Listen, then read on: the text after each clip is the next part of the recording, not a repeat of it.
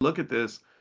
This is the metal they put on their head and their mouth, so you can't talk or do anything. And then you've got these things around the neck, which that just looks terrible. I mean, it's very uncomfortable, right? You can't definitely can't lay down, take a nap, stuff like that.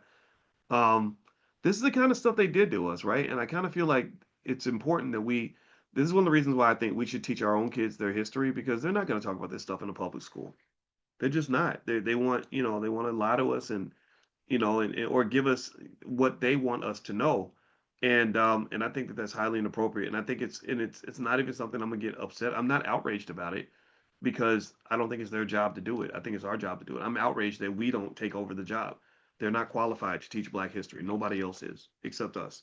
So here it says the gagging device was a circular iron band which protruded into the mouth and around the lower part of the slave's head. A thick piece of metal was attached that covered the tongue and prevented the slave from talking.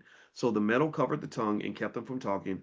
Modern day soap operas and talk shows on radio and television thrive on gossip. During slavery, gossiping could be dangerous to a slave's health.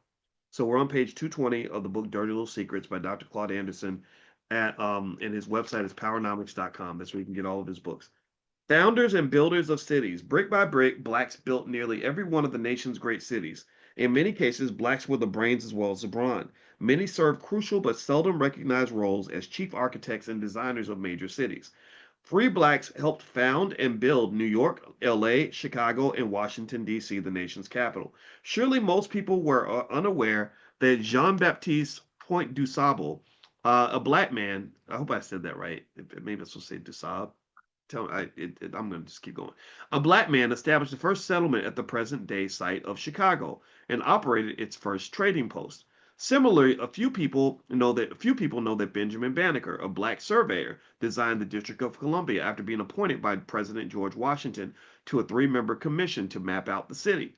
When Pierre Charles L'Enfant, the head of the commission, grew tired of criticisms and resigned, President Thomas Jefferson appointed Benjamin Banneker to head up and finish the mapping of the nation's capital.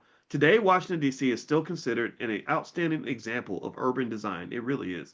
Not many people know that of the 44 original founders and developers of LA in the early 1850s, 26 were black. 26 out of 44 of the founding developers of LA were black. During the following century, nearly all the lands were either sold or taken from the original black owners. So think about this. You designed LA, so you probably own land. And a lot of them died with no land at all. The land was taken from them. During the following century, nearly all the lands were either sold or taken from the original black owners. The children and grandchildren of the remaining founding blacks inherited large blocks of land in LA. Maria Rita Valdez, the granddaughter of a black founder, owned Rancho Rodeo de Los Aguas, now known as Beverly Hills. Wow. Another black, Francisco Reyes, initially owned the entire San Fernando Valley. Did y'all hear that? Wow, a black man owned the all of San Fernando Valley. How big is? Now they got me out here googling and Chat GPT and how large? Does anybody know how large is is San Fernando Valley? And maybe we could put it in acres. Let's see. I'll let you guys know when it comes up. All right, let me keep reading.